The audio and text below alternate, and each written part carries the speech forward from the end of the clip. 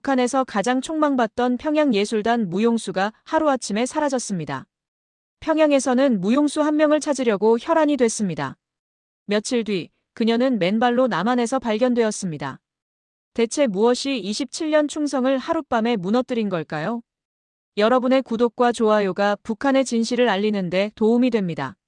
새벽 5시 연습실 불이 켜집니다. 사상학습 1시간, 그리고 하루 12시간 연습. 수령님께 바치는 예술인이 완벽해야 한다. 매일 듣는 말이었습니다. 손끝 각도가 1도만 틀려도 처음부터 다시. 무릎이 깨지고 발가락에서 피가 나도 멈출 수 없었어요. 공연이 성공하면 수령님 덕분이고 실수가 나오면 충성이 부족한 탓이었습니다.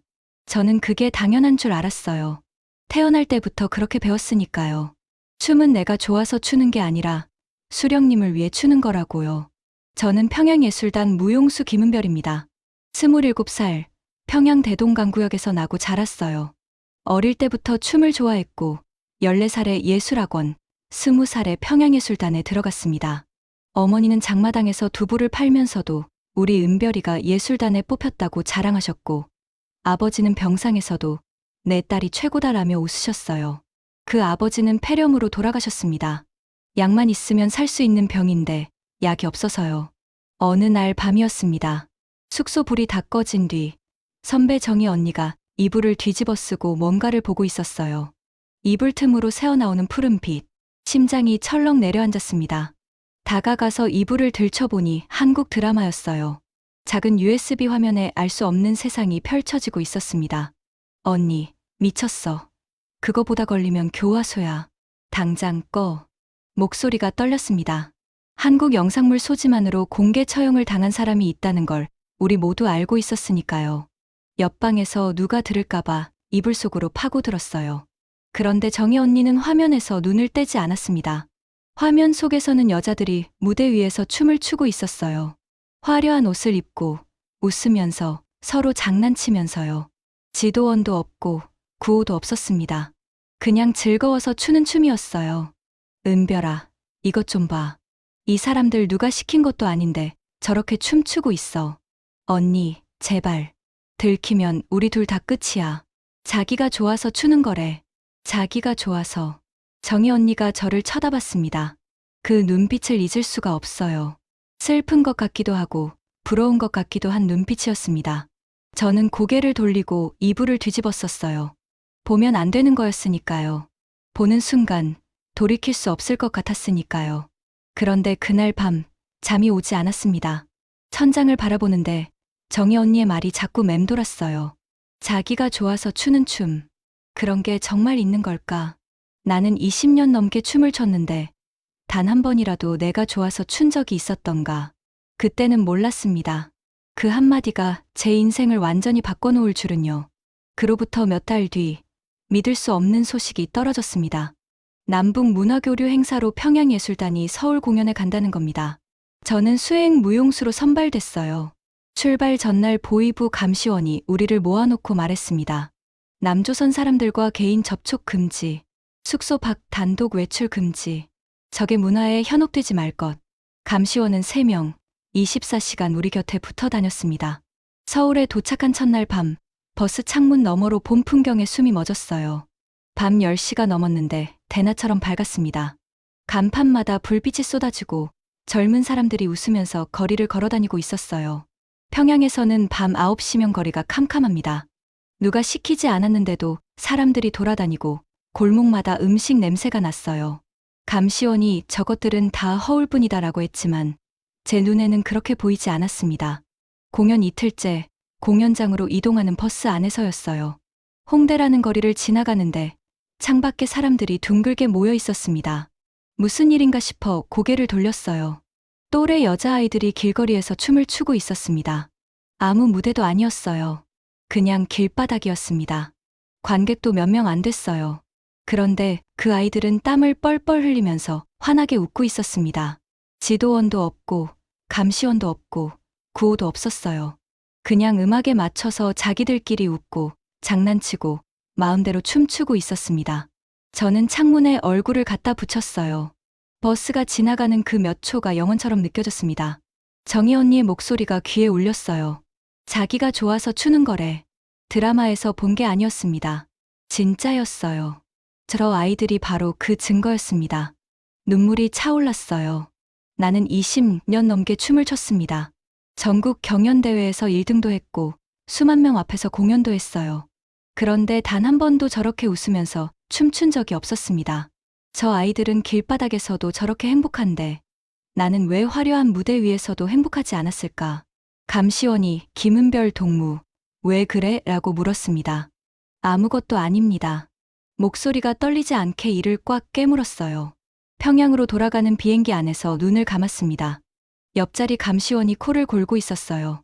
그제야 참았던 눈물이 한 방울 흘러내렸습니다. 홍대에 그 아이들이 자꾸 떠올랐어요. 반짝이는 눈, 땀에 젖은 이마, 그리고 아무 이유 없이 환하게 웃는 얼굴. 나도 저렇게 춤추고 싶다. 단 한 번만이라도 아무도 보지 않는 곳에서 나를 위해 춤추고 싶다.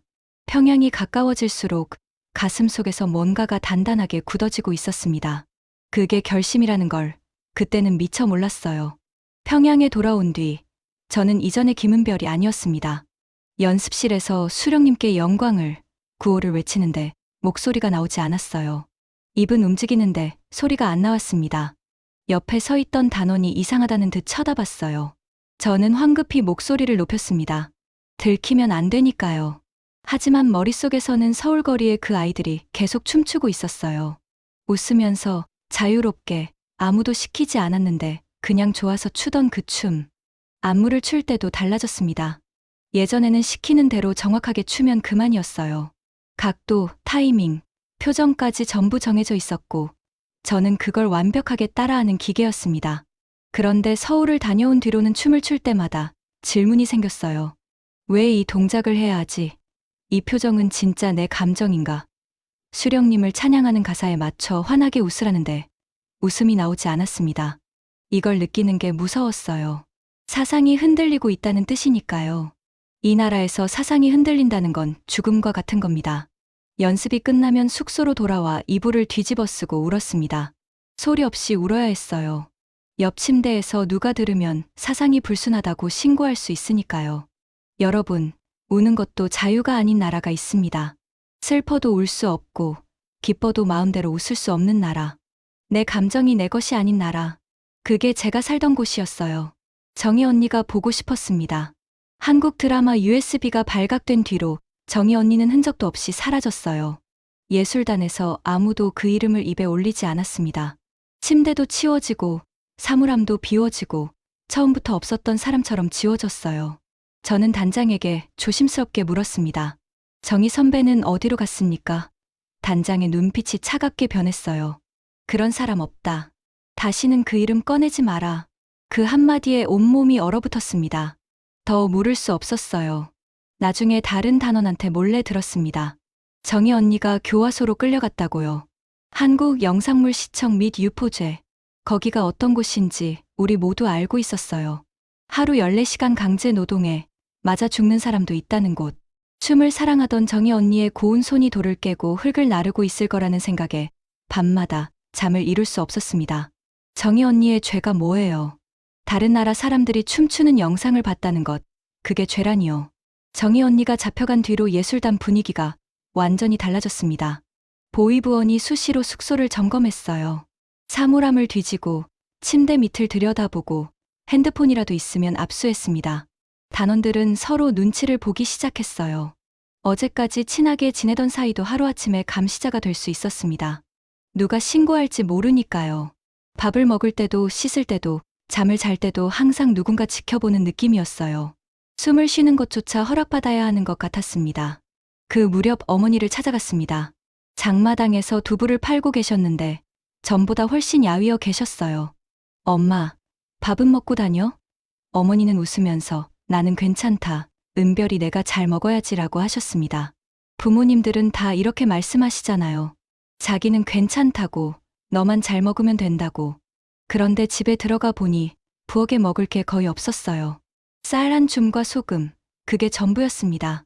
장마당에서 하루 종일 두부를 팔아도 쌀 한 키로 사기 힘든 시절이었거든요. 우리나라로 치면 재래시장에서 아침부터 저녁까지 장사해도 쌀 한 봉지 못 사는 거예요. 어머니 옆에 앉아서 아버지 이야기를 했습니다. 아버지 살아계셨으면 좋겠다. 어머니 눈에 금방 눈물이 고였어요. 약만 있었으면 살았을 텐데. 이 나라는 사람 목숨이 약 한 알값도 안 되는 거야. 어머니가 처음으로 체제를 원망하는 말을 하셨습니다. 평생 불평 한마디 없이 참고 사시던 분이 남편을 잃고도 배를 고르면서도 한 번도 원망하지 않으시던 분이 그런 말을 하시는 게 너무 아팠어요. 군대 간 동생 성준이 소식도 들었습니다. 편지 한 장이 왔는데 글씨가 흔들려 있었어요. 누나, 여기 밥이 모자라. 하루에 옥수수죽 한 그릇이야. 그래도 난 괜찮으니까 걱정 마. 괜찮다는 말이 괜찮지 않다는 뜻이라는 걸 저는 알고 있었습니다. 22살, 한창 먹어야 할 나이에 하루 한 끼 옥수수죽이라니. 나라를 지킨다면서 군대에 보내놓고 밥 한 끼 제대로 못 먹이는 나라가 어딨습니까? 서울에서 본 것들이 자꾸 떠올랐어요. 편의점에 음식이 넘쳐나던 것, 사람들이 아무 걱정 없이 거리를 걷던 것, 춤추면서 웃던 아이들. 같은 하늘 아래 이렇게 다른 세상이 있다는 게 미칠 것 같았습니다. 그리고 지금 내 앞에 현실. 약이 없어 죽은 아버지, 쌀 한 줌으로 버티는 어머니, 굶주리는 동생. 그리고 드라마를 봤다는 이유로 교화소에 끌려간 정희 언니. 이건 아니다. 뭔가 잘못되어도 크게 잘못됐다. 서울 거리의 그 아이들처럼 나도 웃으면서 춤추고 싶다. 어머니가 쌀 걱정 없이 사시게 하고 싶다. 동생이 배불리 먹게 해주고 싶다. 그러려면 여기서 나가야 한다. 절망 속에서 처음으로 결심의 씨앗이 자라기 시작했습니다. 결심은 했지만 방법이 없었습니다. 두만강을 건너 중국으로 가는 방법은 알고 있었어요. 탈북자들이 가는 길이니까요. 하지만 저는 다른 길을 생각했습니다. 서울에 한번 가봤잖아요. 그 길을 다시 만들면 되지 않을까. 남북 문화교류 공연, 그걸 다시 성사시키면 합법적으로 서울에 갈 수 있었습니다. 물론 돌아오지 않을 거지만요. 미친 생각이었어요. 예술단 무용수 한 명이 어떻게 남북 교류 공연을 만들어냅니까? 하지만 다른 방법이 없었습니다. 두만강을 건너다 총에 맞아 죽느니 차라리 당당하게 비행기를 타고 가겠다고 생각했어요. 정희 언니라면 너 진짜 미쳤다라고 했을 겁니다. 네, 미쳤어요. 미치지 않으면 이 나라에서 빠져나갈 수 없으니까요. 저는 계획을 세웠습니다. 먼저 예술단에서 인정받아야 했어요.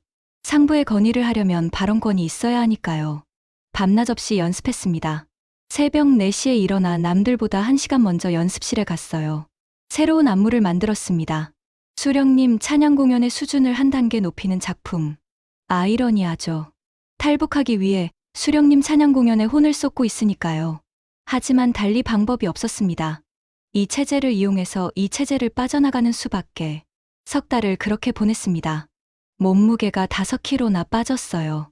밤에 잠을 못 자니까 다크서클이 내려와서 화장으로 가렸습니다. 동료들이 은별 동무, 요즘 왜 이렇게 연습을 많이 하나라고 물었어요. 저는 웃으면서 대답했습니다. 수령님께 더 좋은 공연을 바치고 싶어서요. 속이 뒤집어지는 말이었지만 자연스럽게 나왔어요. 이 나라에서 27년을 살면 거짓말이 숨쉬기처럼 자연스러워집니다. 노력이 통했습니다. 예술단 간부가 제 새 안무를 보고 칭찬했어요.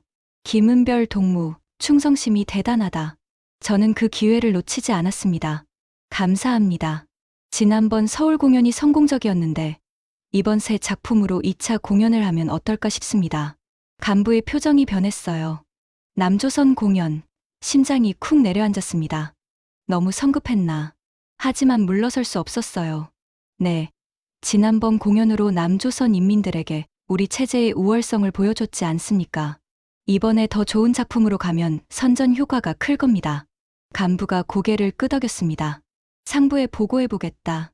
그 말을 듣는 순간 다리에 힘이 풀렸어요. 연습실을 나와 화장실에 숨어서 울었습니다. 한 발짝 나아간 거예요. 아직 갈 길이 멀었지만 한 발짝. 그 뒤로도 몇 달이 걸렸습니다. 상부 보고, 남북 채널 협의, 남측 동의. 그 과정을 기다리는 매일매일이 지옥이었어요. 혹시 거절당하면 어쩌지? 혹시 내 속마음을 눈치채면 어쩌지? 잠을 자다가도 벌떡 일어나 식은땀을 닦았습니다. 그리고 마침내 2차 서울 공연 확정 소식이 떨어졌습니다. 김은별 동무, 서울 공연 확정이다. 동무가 주역이야. 심장이 멈추는 줄 알았어요. 해냈다. 진짜 해낸 거야. 하지만 기쁨은 찰나였습니다. 이번에 서울에 가면 나는 돌아오지 않을 거니까요. 공연 준비가 시작되었습니다.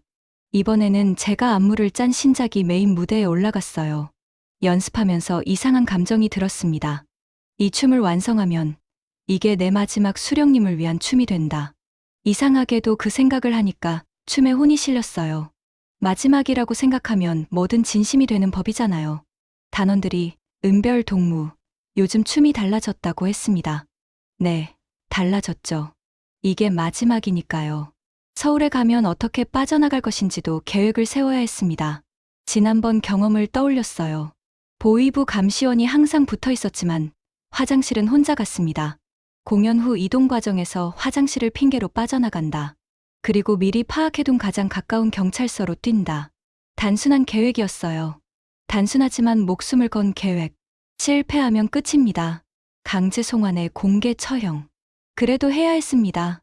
돌아오지 않는다는 건 이 모든 것과 영원히 이별한다는 뜻이었습니다. 어머니, 동생, 아버지 묘소, 대동강. 내가 태어나고 자란 이 땅. 출발 일주일 전 먼저 아버지 묘소를 찾았습니다. 산비탈에 있는 작은 무덤 앞에 풀을 뽑고 앉았어요. 아버지, 저 멀리 가요. 용서해 주세요. 바람이 불어서 풀잎이 흔들렸습니다. 아버지가 대답하는 것 같았어요. 가거라, 우리 딸. 그곳에서는 약이 있으니까. 사람이 병으로 억울하게 죽지 않는 곳이니까. 한참을 울고 산을 내려왔습니다. 그 다음 날 어머니 집을 찾아갔습니다. 마지막이 될 수도 있다는 걸 알면서도 말할 수 없었어요. 엄마 보고 싶어서 왔어. 어머니는 환하게 웃으셨습니다. 우리 은별이가 웬일이야, 바쁠 텐데. 어머니가 감자전을 부쳐주셨어요. 기름이 부족해서 얇게 부친 감자전이었지만 세상에서 가장 맛있었습니다. 서울에 가면 이런 감자전은 못 먹겠지. 어머니가 부쳐주는 감자전은 세상 어디에도 없으니까요. 밥을 먹고 나서 어머니 옆에 앉았습니다. 평소보다 오래 머물렀어요. 어머니의 손을 잡았습니다. 거칠고 갈라진 손이었어요. 장마당에서 두부를 만들고 빨래를 하고 온갖 고생을 하신 손. 그 손을 잡고 놓지 못했습니다. 어머니가 이상하다는 듯 저를 보셨어요. 은별아, 왜 그래? 무슨 일 있니? 저는 고개를 저었습니다. 아니야, 그냥 엄마 손이 잡고 싶어서. 어머니가 제 머리를 쓸어주셨어요. 서울 공연 잘하고 와. 우리 은별이가 무대에 서면 제일 예쁘다. 어릴 때부터 늘 하시던 말씀. 그 말에 눈물이 차올랐지만 꾹 참았습니다. 문을 나서려는데 어머니가 저를 불러 세웠어요. 은별아, 잠깐. 어머니가 방으로 들어가더니 작은 보자기를 가져오셨습니다. 펼쳐보니 하얀 수건이었어요. 서울 가면 추울 테니까 이거라도 가져가. 낡고 빛바랜 수건이었지만 어머니 냄새가 배어 있었습니다. 그 수건을 받는 순간 어머니가 뭔가를 눈치챈 것 같았어요. 어머니의 눈이 흔들렸습니다. 하지만 아무 말도 하지 않으셨어요. 그냥 저를 한 번 더 안아주셨습니다. 평소보다 오래, 꼭. 집을 나서면서 뒤를 돌아봤습니다. 어머니가 대문 앞에 서서 손을 흔들고 계셨어요. 작고 야윈 어머니. 남편 잃고 아들은 군대 보내고 딸 하나 바라보며 사시는 어머니. 그 모습을 눈에 꼭 담았습니다. 다시 볼 수 있을지 모르니까요. 골목을 돌아 어머니가 안 보이는 곳에서 주저앉아 울었습니다. 소리 죽여 한참을 울었어요. 미안해요, 엄마. 말도 없이 떠나는 불효자를 용서해주세요. 언젠가 꼭 다시 만나게 해주세요. 군대에 있는 동생에게는 연락할 방법도 없었습니다. 편지를 쓸까 했지만 쓰면 증거가 되니까요. 마음속으로만 말했어요. 미안해, 성준아. 누나가 먼저 가지만 꼭 데리러 올게. 출발 전날 밤 숙소 옥상에 올라가 평양 야경을 바라봤습니다. 어두운 도시에 군데군데 불빛이 보였어요. 대동강에 달빛이 비치고 있었습니다. 어릴 때 강변에서 혼자 춤추던 기억이 떠올랐어요. 그때는 나를 위해 춤췄었는데 언제부터 수령님을 위한 춤만 추게 된 걸까? 내일이면 이 풍경을 다시는 못 볼지도 모릅니다. 차가운 바람이 볼을 스쳤어요. 무서웠습니다. 하지만 돌이킬 수 없었어요. 정희 언니가 보여준 세상, 서울거리에서 본 그 자유. 그게 저를 끌어당기고 있었습니다. 내일 모든 것이 시작됩니다. 서울행 비행기 안에서 저는 눈을 감고 있었습니다. 옆자리에 보위부 감시원이 앉아 있었어요. 지난번과 같은 사람이었습니다. 40대 남자, 눈이 날카롭고 말이 없는 사람. 이번에도 24시간 감시 체제였어요. 숙소에서 공연장까지, 공연장에서 식당까지, 식당에서 숙소까지. 혼자 있을 수 있는 시간은 화장실 안뿐이었습니다. 그 몇 분이 제 유일한 기회였어요. 비행기가 서울에 가까워질수록 심장이 빨라졌습니다. 손바닥에 땀이 차올랐어요. 감시원이 은별 동무, 긴장하나? 라고 물었습니다. 저는 웃으면서 대답했어요. 네, 공연이 잘 될지 걱정돼서요. 거짓말이 너무 자연스러웠습니다. 이 나라가 저를 그렇게 만들었으니까요. 인천공항에 내렸습니다. 지난번에 왔을 때와 같은 냄새, 같은 불빛, 같은 자유로운 공기. 하지만 이번에는 모든 것이 달랐어요. 지난번에는 구경하러 온 관광객이었지만 이번에는 이곳에 남으려는 사람이었습니다. 바닥을 밟는 발걸음이 무거웠어요. 짐을 든 손이 떨렸습니다. 공항을 나서는데 한국 사람들이 자유롭게 오가는 모습이 보였어요. 저 사람들은 모릅니다. 이 자유가 얼마나 귀한 건지. 밥 먹을 자유, 걸을 자유, 웃을 자유. 다 당연한 것이 아닌데. 숙소에 짐을 풀고 첫날은 리허설이었습니다. 공연장에 들어서는 순간 무대가 눈에 들어왔어요. 넓은 무대, 좋은 조명, 관객석 2,000석. 평양의 연습실과는 비교가 안 되는 시설이었습니다. 여기서 춤을 추면 어떤 기분일까? 아, 하지만 내일이 마지막이다. 이 무대에서 마지막 수령님을 위한 춤을 추고 그 다음에는 나를 위한 인생을 시작한다. 리허설을 하면서 공연장 구조를 눈에 익혔습니다. 무대 뒤 통로, 비상구 위치, 화장실 위치, 그리고 공연장에서 가장 가까운 경찰서가 어디인지 지난번에 버스에서 봐뒀어요. 공연장 정문을 나가 오른쪽으로 꺾으면 큰 도로가 나오고 그 도로를 따라 700m 정도 가면 사거리에 경찰서가 있었습니다. 700m, 전력으로 뛰면 3분. 그 3분이 제 인생을 결정할 거였어요. 밤에 숙소에서 잠을 이룰 수 없었습니다. 이불 속에서 어머니가 주신 하얀 수건을 꺼내 얼굴에 대봤어요. 어머니, 냄새가 났습니다. 집 냄새, 감자전 냄새, 장마당의 두부 냄새. 눈물이 흘렀지만 소리를 낼 수 없었어요. 옆방에 감시원이 자고 있으니까요. 정희 언니에게 속으로 말했습니다. 언니, 나 내일 해낼 거야. 언니가 보여준 그 세상에서 살 거야. 언니 목까지 자유롭게 춤출게. 기다려. 공연 당일이 밝았습니다. 아침부터 긴장이 되어 밥이 넘어가지 않았어요. 억지로 김밥 2줄을 먹었습니다. 체력이 있어야 뛸 수 있으니까요. 화장을 하면서 거울 속 제 얼굴을 봤습니다. 창백한 얼굴에 빨간 립스틱. 눈에 힘을 줬어요. 오늘이다. 오늘 아니면 없다. 공연장에 도착했습니다. 분장실에서 의상을 갈아입었어요. 하얀 치마 저고리에 붉은 리본. 수령님 찬양 공연의 의상. 이 옷을 입는 것도 오늘이 마지막이다. 거울에 비친 저를 한 번 더 봤습니다. 이 모습을 기억해둬야 해. 수령님을 위해 춤추던 김은별의 마지막 모습. 무대 뒤에서 대기하고 있는데 가슴이 터질 것 같았어요. 다른 단원들은 긴장해서 스트레칭을 하고 있었고 저는 혼자 다른 이유로 떨고 있었습니다. 옆에 서 있던 후배가 언니, 손이 왜 이렇게 차가워요? 라고 물었어요. 원래 무대 앞에 서면 이래. 웃으면서 대답했지만 웃는 게 맞는 건지 모르겠었습니다. 음악이 시작되었습니다. 무대에 올랐어요. 조명이 쏟아지고 관객석이 보였습니다. 2,000명의 얼굴. 한국 사람들이었어요. 자유로운 나라의 자유로운 사람들. 그 사람들 앞에서 수령님 찬양 공연을 하고 있다는 게 이상했습니다. 하지만 춤을 추기 시작하니 몸이 알아서 움직였어요. 20년 넘게 추던 춤이니까요. 그런데 이상한 일이 일어났습니다. 춤을 추는데 눈물이 났어요. 이게 마지막이라는 게 실감이 났거든요. 마지막 무대, 마지막 공연, 마지막 수령님을 위한 춤. 슬펐습니다. 춤 자체가 슬픈 게 아니라 이 춤밖에 몰랐던 27년이 슬펐어요. 한 번도 나를 위해 추지 못했던 그 세월이. 관객들은 제 눈물을 감동의 눈물이라고 생각했을 거예요. 박수가 터졌습니다. 뜨거운 박수. 서울 관객들의 박수는 평양과 달랐어요. 평양에서는 의무적으로 치는 박수였지만 여기서는 진심이 느껴졌습니다. 내 춤에 진심으로 감동한 사람들. 아이러니했어요. 수령님을 위한 춤에 자유로운 나라의 사람들이 감동하고 있으니까요. 공연이 끝났습니다. 커튼콜. 박수 소리가 쏟아졌어요. 저는 허리를 숙여 인사하면서 무대 뒤를 봤습니다. 감시원이 무대 옆에 서서 저를 지켜보고 있었어요. 눈이 마주쳤습니다. 심장이 쿵 내려앉았어요. 침착해야 했습니다. 아직은 아니야.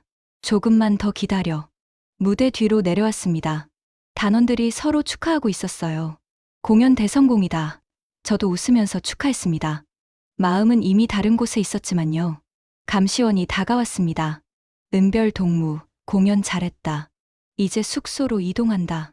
저는 고개를 끄덕이고 짐을 챙기는 척했어요. 그리고 말했습니다. 가능한 한 자연스럽게. 동무, 화장실 좀 다녀와도 되겠습니까? 감시원이 저를 봤습니다. 2, 3초가 영원처럼 느껴졌어요. 빨리 다녀와. 고개를 끄덕이고 화장실 방향으로 걸어갔습니다. 평소처럼 자연스럽게 천천히 화장실을 지나쳤습니다. 비상구가 보였어요. 심장이 귀까지 뛰었습니다. 뒤를 돌아봤어요. 감시원이 다른 단원과 이야기하고 있었습니다. 지금이다. 비상구를 밀었습니다. 차가운 밤바람이 얼굴을 때렸어요. 밖이었습니다. 서울의 밤거리. 네온사인이 빛나고 사람들이 오가고 있었습니다. 아무도 저를 신경 쓰지 않았어요. 오른쪽으로 꺾었습니다. 뛰기 시작했어요. 공연 의상 위에 걸친 외투가 펄럭였습니다. 하이힐이 도로에 부딪히는 소리가 딱딱 울렸어요. 빨리, 더 빨리. 지나가던 사람들이 놀라서 비켜섰습니다. 이상한 사람이라고 생각했겠죠. 공연 의상을 입은 여자가 맨정신으로 거리를 달리고 있으니까요. 200m쯤 뛰었을 때 뒤에서 소리가 들렸습니다. 은별 동무, 은별 동무, 어디 가? 감시원이었어요. 온몸에 소름이 돋았습니다. 뛰었어요. 죽으림을 다해 뛰었습니다. 하이힐을 벗어 던졌어요. 맨발로 아스팔트를 밟았습니다. 차가운 바닥이 발바닥을 찔렀지만 느끼지 못했어요. 뒤에서 발소리가 점점 가까워졌습니다. 심장이 터질 것 같았어요. 숨이 목까지 차올랐습니다. 다리가 풀렸지만 멈출 수 없었어요. 여기서 잡히면 끝이다. 교화소가 아니라 공개 처형이다. 어머니는 딸이 처형당했다는 소식을 듣게 된다. 그건 안 돼. 절대 안 돼. 횡단보도 신호가 빨간불이었습니다. 멈출 수 없었어요. 차들 사이로 뛰었습니다. 경적 소리가 울렸어요. 누군가 소리쳤습니다. 상관없었어요. 앞만 보고 뛰었습니다. 사거리가 보였습니다. 경찰서 간판이 보였어요. 파란 불빛. 살았다. 저기까지만 가면 된다. 50m, 30m, 10m. 문을 밀고 들어갔습니다. 저는 북한 사람입니다. 숨이 끊어질 것 같았어요. 경찰관들이 놀라서 쳐다봤습니다. 한국에서 살고 싶습니다.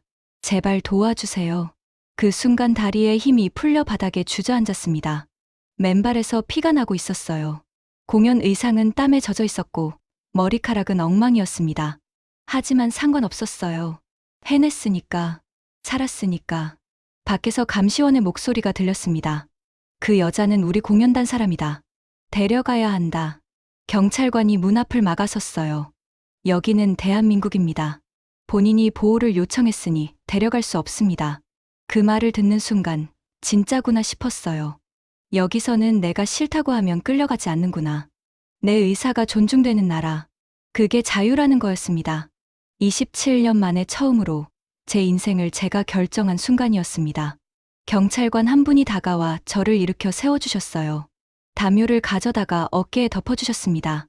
괜찮아요. 여기는 안전합니다. 아무도 당신을 데려가지 않아요. 그 한마디에 참았던 눈물이 한꺼번에 터졌습니다. 따뜻했어요. 사람이 사람에게 이렇게 따뜻할 수 있구나. 수령님을 위한 춤은 끝났어요. 이제부터는 내 인생입니다. 경찰서에서 몇 시간을 보낸 뒤 저는 검은 승합차에 태워졌습니다. 어디로 가는지 알려주지 않았어요. 차 안에는 정장을 입은 남자 2명이 앉아 있었습니다. 국정원이라고 했어요. 여러분, 국정원이라고 하면 무서운 곳이라고 생각하실 수도 있는데 저한테는 보위부보다 1000배는 나은 곳이었습니다. 적어도 이 사람들은 저를 때리지 않았고 물을 가져다 주었고 배고프지 않으세요? 라고 물어봐 주었으니까요. 북한에서는 보위부에 끌려가면 첫 인사가 주먹이에요. 여기서는 첫 인사가 괜찮으세요? 였습니다. 그 차이가 얼마나 큰 건지 경험해보지 않으면 모릅니다. 차 안에서 창밖을 봤어요. 서울의 밤거리가 스쳐 지나갔습니다.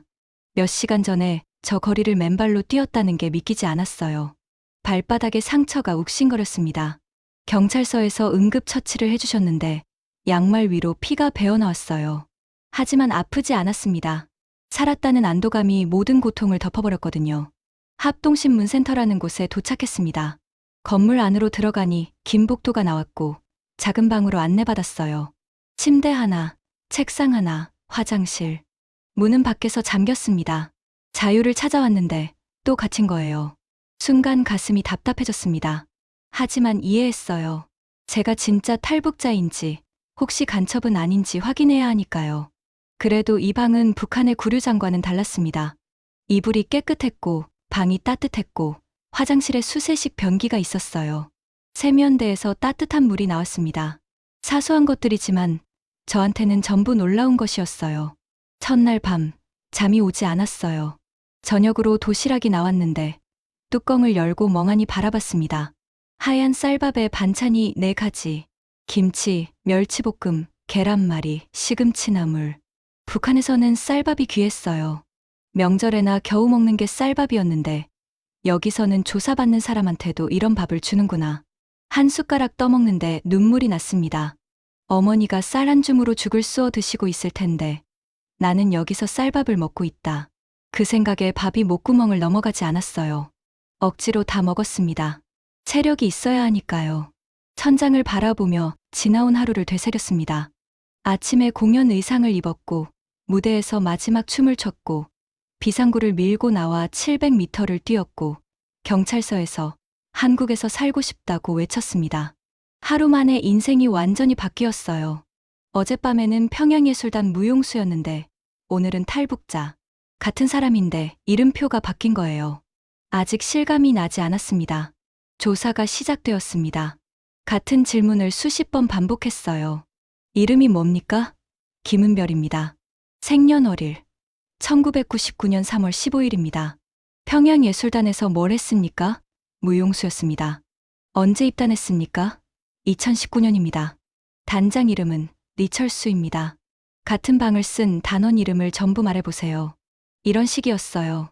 제가 거짓말을 하는지 확인하려고 같은 질문을 다른 방식으로 반복하는 거였습니다. 힘들었지만 이해했어요. 이 사람들도 자기 일을 하는 거니까요. 왜 탈북했습니까? 이 질문이 가장 어려웠어요. 이유가 하나가 아니었으니까요.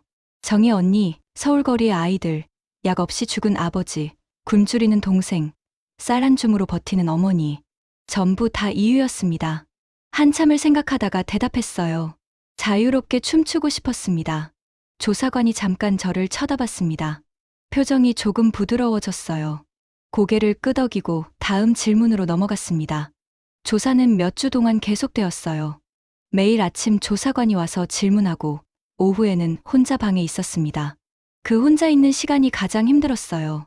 텔레비전도 없고 책도 몇 권 없고 누구와 이야기할 수도 없었습니다. 내 벽만 바라보며 생각에 잠겼어요. 그러면 어김없이 어머니 생각이 났습니다. 지금쯤 어머니는 제가 안 돌아온 걸 알았을 거예요. 예술단에서 연락이 갔겠죠. 김은별 동무가 남조선에서 도주했다. 그 말을 듣는 순간 어머니가 어떤 표정을 지으셨을까? 주저앉으셨을까? 울으셨을까? 아니면 이미 알고 계셨을까? 출발 전에 수건을 건네시며 저를 꼭 안아주셨던 그 순간, 어머니는 알고 계셨던 건 아닐까? 딸이 돌아오지 않을 거라는 걸.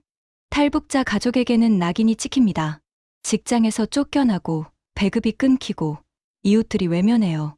감시 대상이 되어 보위부가 수시로 찾아옵니다. 어머니의 장마당 장사도 못하게 될 수 있어요. 그러면 어머니는 뭘 먹고 살지? 동생 성준이도 군대에서 불이익을 받겠죠. 탈북자 가족이라는 이유로 진급도 못하고 위험한 곳에 배치될 수도 있습니다. 밤마다 천장을 보며 울었어요. 내가 자유를 얻은 대가로 가족이 고통받고 있다. 이게 맞는 건가? 내가 너무 이기적이었던 건 아닌가? 차라리 안 나왔으면 어머니가 고통받지 않았을 텐데. 그 죄책감이 가슴을 짓눌렀습니다. 어머니가 감자전을 부쳐주시던 손, 낡은 수건을 건네주시던 손, 성준이가 괜찮으니까 걱정 말라고 쓴 흔들리는 글씨. 그게 눈앞에 아른거렸어요. 어머니가 주신 하얀 수건을 꺼내 얼굴에 묻었습니다. 아직 어머니 냄새가 남아있었어요. 장마당의 두부 냄새, 감자전 기름 냄새, 집 냄새. 이 냄새가 사라지면 어쩌지. 어머니와의 마지막 연결고리가 끊어지면 어쩌지. 수건을 가슴에 꼭 안고 눈을 감았습니다. 어느 날 밤 꿈을 꿨어요. 정희 언니가 나왔습니다. 교화소가 아니라 대동강변이었어요. 정희 언니가 웃으면서 말했습니다. 은별아, 거기서 잘 살고 있어? 나 대신 실컷 춤춰. 저는 울면서 대답했어요. 언니, 미안해. 나만 나왔어. 정희 언니가 고개를 저었습니다. 미안해하지 마. 내가 자유롭게 춤추는 게 나한테는 가장 큰 선물이야. 꿈에서 깨어나니 베개가 젖어 있었어요. 한동안 멍하니 앉아 있었습니다. 언니, 꼭 그렇게 살게. 약속할게. 조사 기간 중에 작은 일이 있었어요. 조사관 중 한 분이 어느 날 면담을 마치고 나가시면서 말씀하셨습니다. 김은별 씨, 혹시 춤추고 싶으면 말해요. 방이 좁지만 스트레칭이라도 하세요. 그 말에 깜짝 놀랐어요. 사소한 배려였지만 가슴이 뭉클했습니다. 북한에서는 상상할 수 없는 일이에요. 조사받는 사람의 취미를 신경 써주다니. 그날 밤, 좁은 방에서 팔을 들어 천천히 움직여 봤어요. 동작 하나하나가 어색했습니다. 평생 안무에 맞춰서만 춤을 췄으니까요. 누가 알려주지 않는 춤, 정해진 순서가 없는 춤, 점수를 매기지 않는 춤. 몸이 가는 대로 움직여 봤습니다. 서툴렀지만 이상하게 마음이 편해졌어요. 눈물이 났지만 웃고 있었습니다. 그게 제가 처음으로 진짜 나를 위해 춘 춤이었어요. 좁은 방에서 아무도 보지 않는 곳에서 음악도 없이. 하지만 분명히 저를 위한 춤이었습니다. 홍대 거리의 아이들처럼 그냥 좋아서 추는 춤. 며칠 뒤 조사관이 좋은 소식을 전해주었습니다. 김은별 씨, 조사가 끝났어요. 하나원에 입소하게 됩니다. 하나원. 탈북자들이 한국 사회에 적응하는 걸 도와주는 곳이라고 했어요. 거기서 3개월 동안 교육을 받으면 한국 국민이 될 수 있습니다. 한국 국민. 그 말이 아직 실감나지 않았어요. 어제까지 조선민주주의인민공화국 국민이었는데 대한민국 국민이 된다니. 조사관에게 물었습니다. 거기서는 자유롭게 생활할 수 있나요? 조사관이 웃으며 대답했어요. 네, 교육 시간 외에는 자유예요. 산책도 할 수 있고 텔레비전도 볼 수 있어요. 산책, 감시원 없이 혼자 걸을 수 있다는 뜻이었습니다. 그것만으로도 충분했어요. 합동신문센터를 나서는 날, 밖에 햇살이 쏟아지고 있었습니다. 몇 주 만에 보는 하늘이었어요. 파란 하늘에 구름이 천천히 흘러가고 있었습니다. 같은 하늘인데 북한에서 보던 하늘과는 달라 보였어요. 자유로운 하늘. 이 하늘 아래서 나를 위한 춤을 출 수 있다. 그 생각에 가슴이 벅찼습니다. 차에 올라타면서 속으로 말했어요. 어머니, 조금만 기다려주세요. 저 여기서 단단해질게요. 언젠가 꼭 다시 만나게 해줄게요. 정희 언니, 언니가 보여준 세상에서 잘 살아볼게. 언니 목까지. 새로운 시작이 기다리고 있었습니다. 하나원에 도착한 날, 저는 난생 처음으로 혼자 산책을 했습니다. 감시원이 없었어요. 보위부원이 뒤를 따라오지 않았습니다. 그냥 문을 열고 나가면 됐어요. 마당에 나무가 있고, 꽃이 피어 있고, 벤치가 놓여 있었습니다. 거기 앉으면 되는 거였어요. 아무한테 허락받지 않아도, 아무한테 보고하지 않아도. 그게 얼마나 대단한 일인지 여러분은 모르실 거예요. 27년 동안 화장실 가는 것도 허락받고 살았던 사람한테 혼자 산책한다는 건 세상을 통째로 선물 받은 기분이었습니다. 하나원에는 저 같은 탈북자들이 30여 명 있었어요. 다들 사연이 달랐습니다. 두만강을 건너온 사람, 중국에서 몇 년을 숨어 살다 온 사람, 동남아시아를 거쳐서 온 사람. 저처럼 비행기를 타고 온 사람은 거의 없었어요. 예술단 무용수가 서울 공연 중에 탈주했다는 이야기가 퍼지니까 다들 놀라면서 물어왔습니다. 어떻게 그런 용기를 냈어요? 저는 솔직하게 대답했어요. 용기가 아니라 절박함이었어요. 한 번만이라도 나를 위해 춤추고 싶었거든요. 하나원에서의 3개월은 새로운 세상을 배우는 시간이었습니다. 한국 사회 적응 교육, 경제 교육, 직업 훈련. 처음 듣는 것 투성이었어요. 신용카드라는 게 있다는 것, 은행에 돈을 맡기면 이자가 붙는다는 것, 직업을 자기가 골라서 가질 수 있다는 것. 북한에서는 직업을 국가가 정해줍니다. 공장이든 농장이든 당이 배치하면 그곳에서 평생 일하는 거예요. 그런데 여기서는 내가 하고 싶은 일을 할 수 있대요. 처음에는 그 말이 믿기지 않았습니다. 문화 충격은 매일 있었어요. 하나원 근처 마트에 처음 봤을 때 이야기를 안 할 수가 없습니다. 문을 열고 들어가는 순간 멍해졌어요. 물건이 넘쳐나고 있었습니다. 라면만 해도 수십 가지였어요. 빨간 것, 하얀 것, 매운 것, 안 매운 것. 이걸 다 골라서 살 수 있는 거예요? 같이 간 선생님한테 물었더니 웃으시면서 당연하죠. 원하는 거 골라요 라고 하셨어요. 원하는 걸 고른다. 이게 얼마나 엄청난 일인지요. 북한에서는 배급으로 주는 걸 받아먹는 거예요. 뭘 먹을지 고르는 건 상상도 못하는 일이었습니다. 과자 코너에서 한참을 서 있었어요. 과자 봉지에 유통기한이 찍혀 있더라고요. 2년 후까지 먹을 수 있다고 적혀 있었습니다. 북한에서는 유통기한이라는 개념 자체가 없어요. 먹을 게 있으면 그냥 먹는 거지, 언제까지 먹을 수 있는지 따질 여유가 없으니까요. 음식이 넘쳐나는 나라에서만 가능한 것이었습니다. 그 순간 동생 성준이가 떠올랐어요. 하루 한 끼 옥수수죽으로 버티는 동생. 여기서는 과자 유통기한을 고르고 있는데 북에서는 밥 한 끼가 없어서 쓰러지는 청년이 있다. 라면 봉지를 들고 울었습니다. 마트 한가운데서요. 같이 간 분이 놀라서 괜찮아요? 라고 하셨는데 설명할 수가 없었어요. 편의점도 충격이었습니다. 24시간 문을 연다는 게 이해가 안 됐어요. 밤 12시에도 불이 켜져 있고 새벽 3시에도 들어가서 물건을 살 수 있대요. 북한에서는 밤이면 온 세상이 깜깜합니다. 전기가 없으니까요. 촛불 하나로 밤을 보내는 게 일상이었어요. 그런데 여기서는 밤에도 나처럼 환하고 아무 때나 가게에 들어갈 수 있어요. 처음에는 그게 낭비라고 생각했습니다. 하지만 곧 깨달았어요. 이건 낭비가 아니라 여유인 거구나. 식당에서도 놀랐습니다. 밥을 시키면 반찬이 여러 가지가 나오는데 다 못 먹으면 그냥 남기더라고요. 어떤 사람은 반도 안 먹고 일어나는 거예요. 처음에는 화가 났습니다. 북한에서는 밥알 하나도 수령님의 은혜라고 배웠으니까요. 동생은 옥수수죽 한 그릇이 전부인데 여기서는 밥을 버리고 있다. 하지만 시간이 지나면서 이해했어요. 이게 바로 풍요로움이구나. 먹을 것이 넉넉하니까 남길 수도 있는 거구나. 화를 낼 게 아니라 우리 북한 사람들도 이렇게 살 수 있어야 한다는 게 맞는 거구나. 핸드폰을 처음 가져본 것도 하나원에서였습니다. 작은 화면 안에 세상이 다 들어있었어요. 인터넷이라는 걸 처음 해봤는데 검색창에 뭘 쳐도 답이 나왔습니다. 북한 평양 검색했더니 위성사진이 나왔어요. 밤에 찍은 한반도 사진. 남한은 불빛으로 환한데 북한은 깜깜했습니다. 그 사진을 보고 한참을 바라봤어요.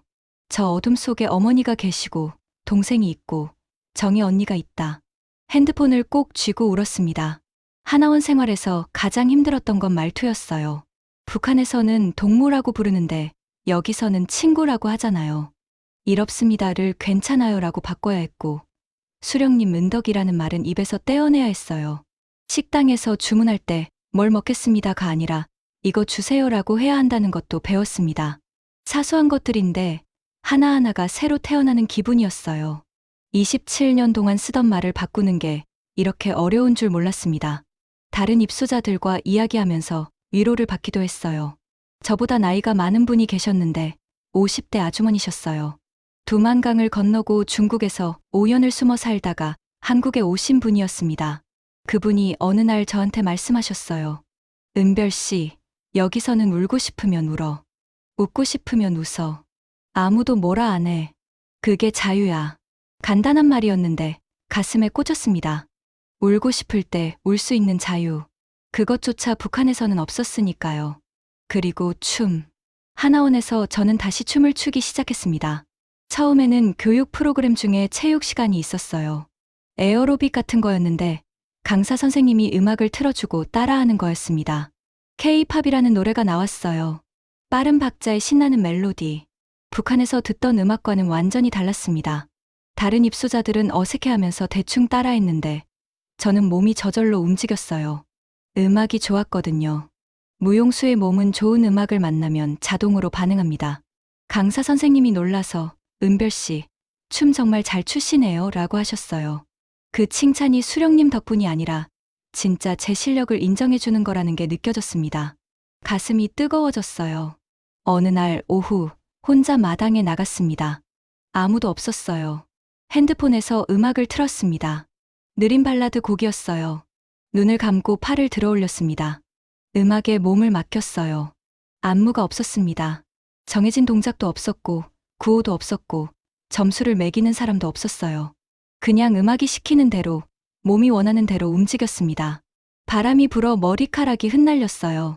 눈물이 흘렀지만 멈추지 않았습니다. 이게 나를 위한 춤이구나.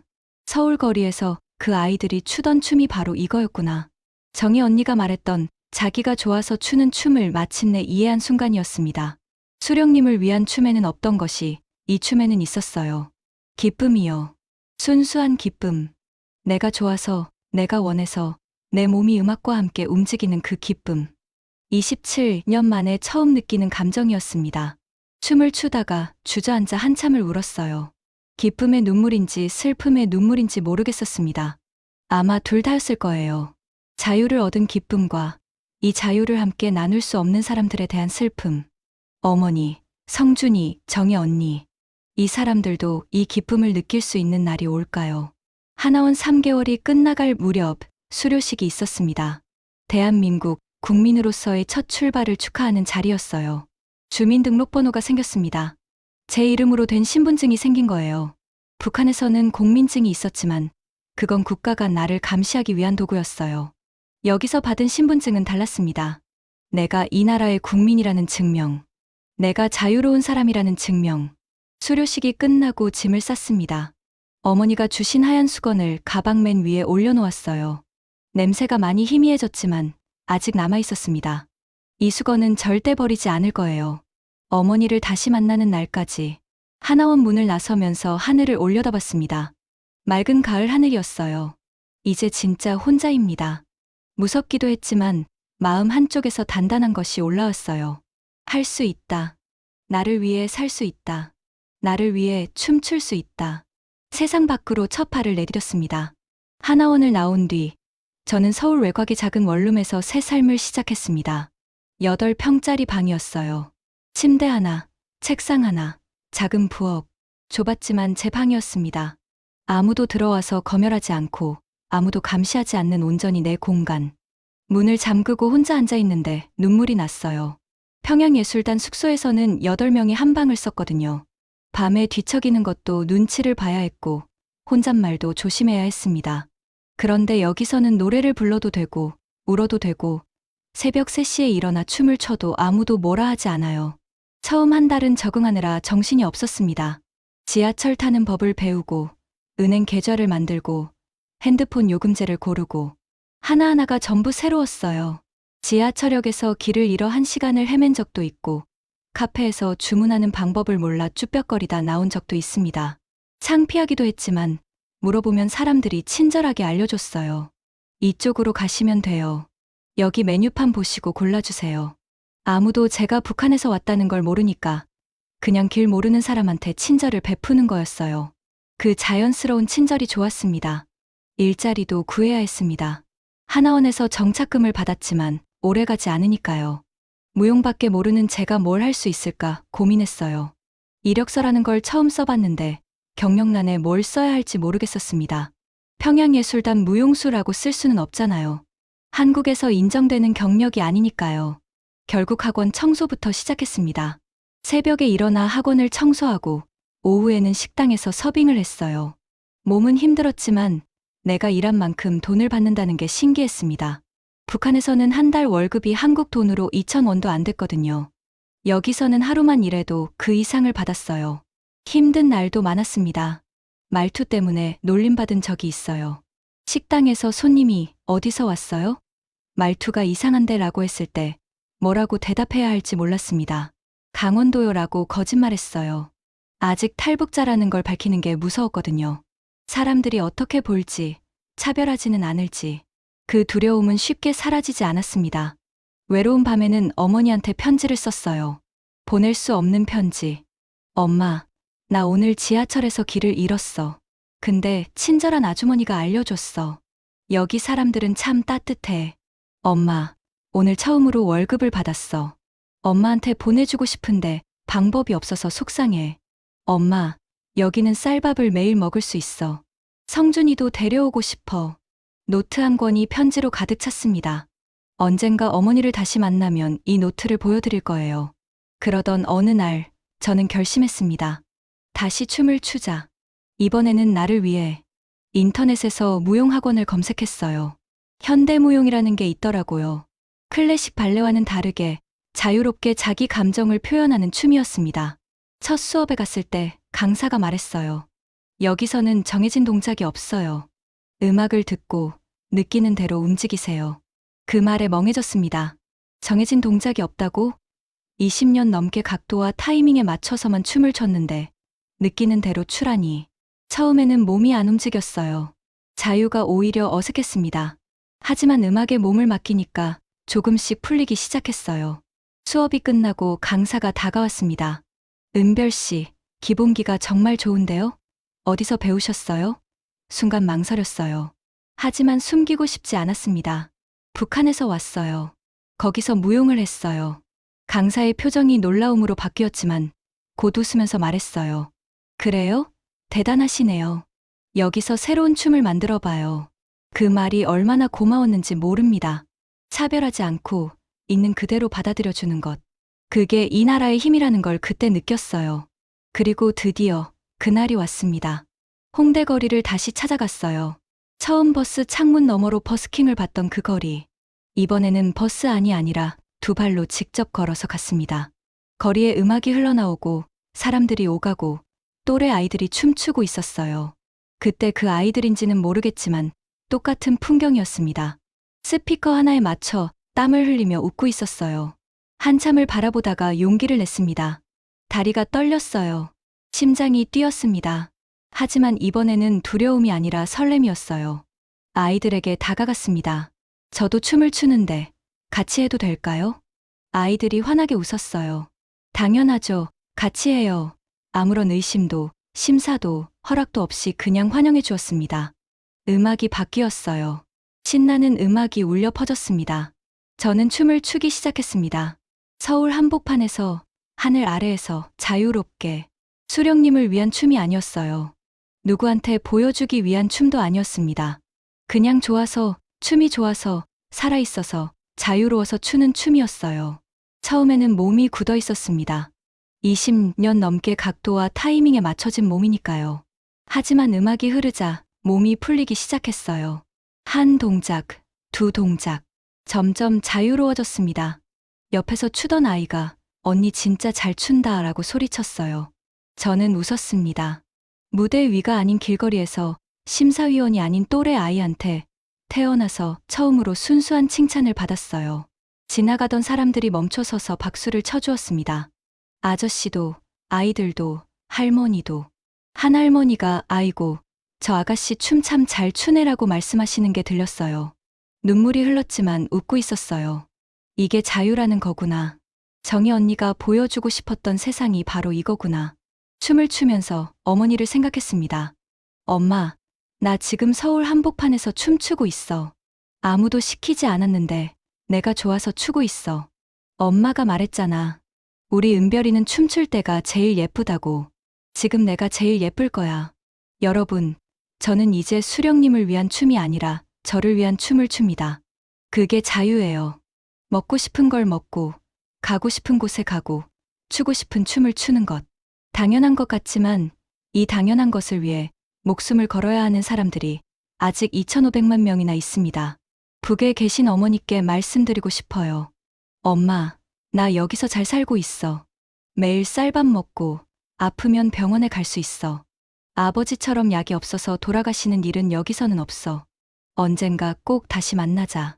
성준이한테도 말하고 싶어요. 성준아, 누나가 먼저 와서 미안해. 여기는 옥수수죽이 아니라 원하는 걸 다 먹을 수 있어. 꼭 데리러 갈게. 정희 언니한테도. 언니 덕분에 나 여기 있어. 자기가 좋아서 추는 춤이 뭔지 이제 알았어. 언니 목까지 실컷 추고 있어. 통일이 되면 제일 먼저 고향에 가고 싶습니다. 대동강변에서 어린 시절 혼자 빙글빙글 돌던 그 자리에 다시 서고 싶어요. 그때는 나를 위해 춤추던 걸 몰랐는데, 이제는 알거든요. 그 자리에서 다시 춤출 거예요. 어머니 손잡고, 동생 옆에 세우고, 자유롭게. 우리 세대의 통일을 봤으면 좋겠습니다. 북한에도 자기가 좋아서 춤추는 아이들이 생기는 날이 올 거라 믿습니다. 그날이 올 때까지 저는 계속 춤출 거예요.